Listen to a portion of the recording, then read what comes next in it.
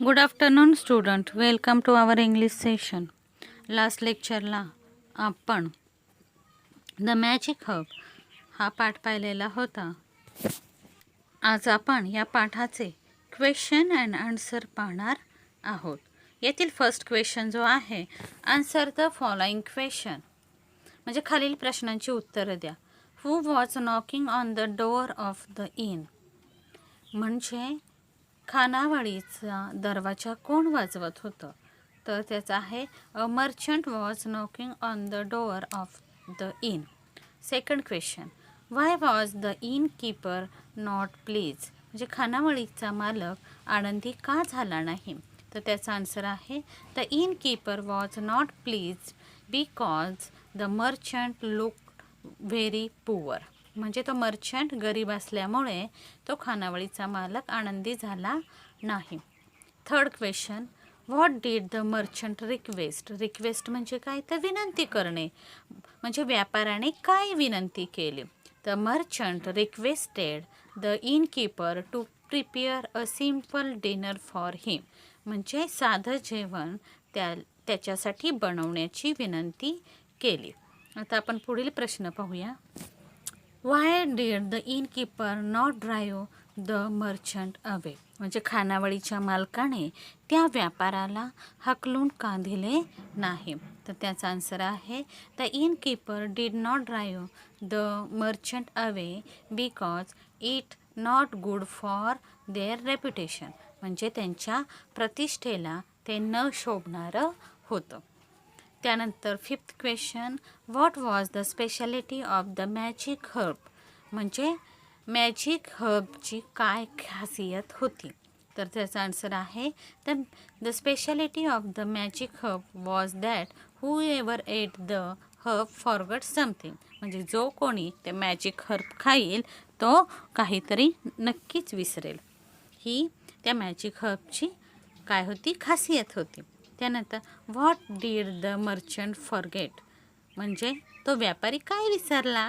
तर the merchant forget to pay for the dinner he ate and he stay at the inn, म्हणजे तो व्यापारी ज्या ठिकाणी राहिला, जेथील अन्न खाल्ले त्याचे पैसे द्यायला तो व्यापारी काय झाला? तर विसरला. आता आपण पुढच्या प्रश्नाकडे वळूया. From the groups convert the story into a play, read your play aloud, तुम्हाला ह्या स्टोरीचं काय करायचं आहे? नाटक बसवायचं आहे.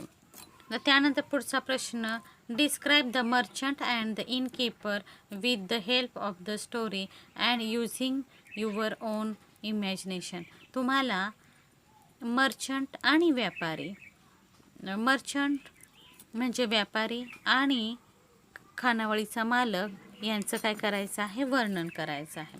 तर फर्स्ट आपण मर्चंटचं करूया. The merchant, he was poor merchant, he over simple garments and carried only a simple cloth bag on his back. He himself carried his load on goods because he could not afford to keep a servant, म्हणजे तो नोकर ठेवू शकत नव्हता, त्याच्यामुळे तो आपला व्यापारी माल स्वतःच वाहून नेत असे. He could not afford good meal because he earn little money, तो चांगले अन्न खाऊ शकत नव्हता कारण की त्याची मिळकत ही थोडी होती. The merchant was tired and had no energy to walk back to his village, so he had come to that inn for rest and a simple meal, तो खूप दमलेला होता आणि त्याच्यामध्ये एवढी शक्ती नव्हती की तो पुन्हा आपल्या गावी परत जाईल, म्हणून तो या खानावळीमध्ये रेस्ट घेण्यासाठी आणि जेवण करण्यासाठी आलेला होता. त्यानंतर द इनकीपरचं आपण डिस्क्राईब करू, म्हणजे वर्णन करू. The innkeeper was very very greedy and unkind, तो खूप दुष्ट आणि स्वार्थी होता. He added the magic herb to the merchant's meal to make him forget the his merchandise in his inn, त्याने व्यापारी माल तेथेच विसरून जाण्यासाठी मॅजिक हर्ब त्याच्या जेवणामध्ये मिसळले. हिज प्लॅन फेल, परंतु त्याचा हा प्लॅन होता तो अयशस्वी झाला. Because the merchant did not forget anything there expect the payment of his meal and stay at the inn. पहा, व्यापारी हा तेथे काहीच विसरला नाही, किंबहुना त्याने त्याच्या तेथे राहिल्याबद्दलचे पैसे आणि जेवणाचे पैसेसुद्धा त्या इनकीपरला दिले नाहीत. The innkeeper learn his lesson and never used the magic herb again.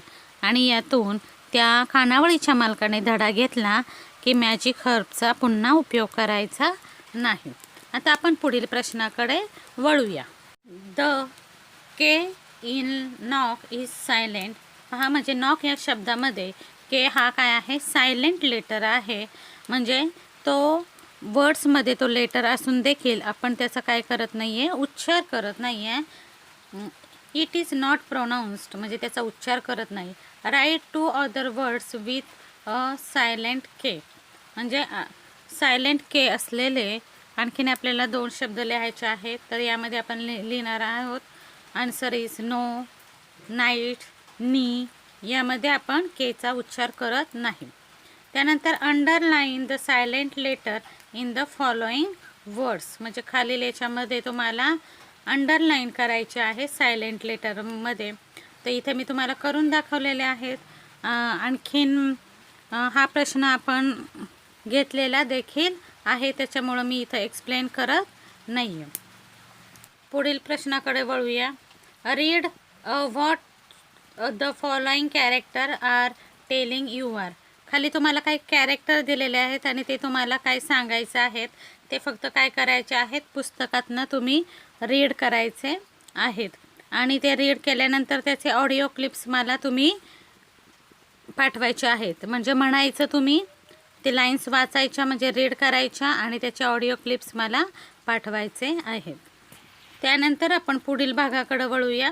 पुढचा भाग जो आहे, let's rearrange their sentence property of in their timelines. इथे तुम्हाला टाईमलाईन दिलेले आहेत. तर पहा, इथं फर्स्ट टेबलमध्ये तुम्हाला ॲक्शन इन पास्ट दिसत आहे. त्यानंतर दुसऱ्या रोमध्ये तुम्हाला द सिच्युएशन ॲट प्रेझेंट, म्हणजे वर्तमान काळातील स्थिती. आणि तिसरा जो आहे फ्युचर ॲक्शन ऑर प्लॅन्स. तर ह्या प्रत्येक रकान्यामध्ये तुम्हाला भूतकाळातील, वर्तमान काळातली स्थिती दाखवलेली आहे, तसेच भविष्यकाळातील देखील स्थिती दाखवलेली आहे. ते तुम्ही व्यवस्थित पाहायचं आहे, त्याचा अभ्यास करायचा देखील आहे.